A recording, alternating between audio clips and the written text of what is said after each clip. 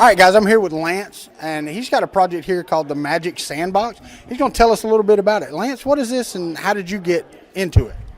Well, I pretty much just saw videos of these augmented reality sandboxes online and thought it was really neat, and eventually was like, you know, how do they make these? What do they do? And so I just started researching it, and there's a bunch of software out there where a couple of UC Davis engineers originally created it and then released it out open source, and then other people have taken it and since built upon it. And so I just saw a particular YouTube, Reddit link about somebody that made it and set it up for their kids. So I did the same thing. I found a Xbox Kinect 3D sensor online on eBay for cheap. I got a short throw projector and a low-end PC and just tinkered around with it, and eventually this is what I've got. Now, when you first saw this, okay, what really interested you about the project? The fact that it seemed beautiful. It was art, but it was able to be interacted with, and just the ability, like, you don't have to figure out, it's an intuitive interface, really. You don't have to figure out how to interact with it. It's a sandbox. You know what to do. Well, cool, man. So now, have you made any changes to this, or this is available? It's the software actually, it's available, just Magic Sand on GitHub. It's not even my project. It's just something that I've downloaded and modified a little bit myself. But well, that's really cool because I've never seen it. And I've looked at many projects.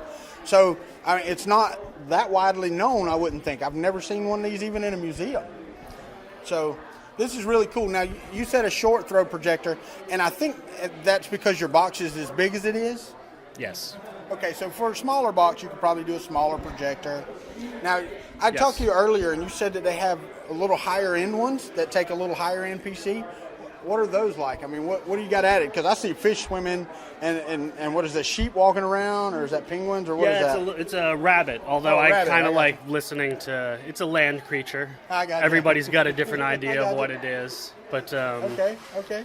some of the higher end ones actually will do water physics simulations. The UC Davis ones, when they released it, where they could actually make it rain based on where you'd put out your hand somewhere, it would sense that's there, and then it would put like simulated water on top of it, and then that water would roll down the contours into the ocean. Wow. But that's what it's that real-time water physics that takes a lot more processing power. Right. Where this particular fork of the project, the original author took it out because he was trying to make just a small one that could run off of an old laptop for his kids. Right. And so he took this and dumbed down some of those features, but then he built up some others, like he put little creatures in it. And then since then, it's kind of taken off, and another developer made the the fish school when they move around, and then there's little sharks that'll eat the smaller fish. Oh, wow. So it's just it's very similar to ones that are out there, but this one's just a little different. Oh, dude, this is very awesome. Very, very awesome. I appreciate you building it and bringing it because I've enjoyed seeing it. My wife doesn't like you because now I'm going to go build one of these. So it's perfectly, it's perfectly accessible. All you got to, it just takes a little bit of time, a little bit of tinkering, a few random things, from the shop, and you can make your own quite easily. All right, appreciate it. Thank you, man.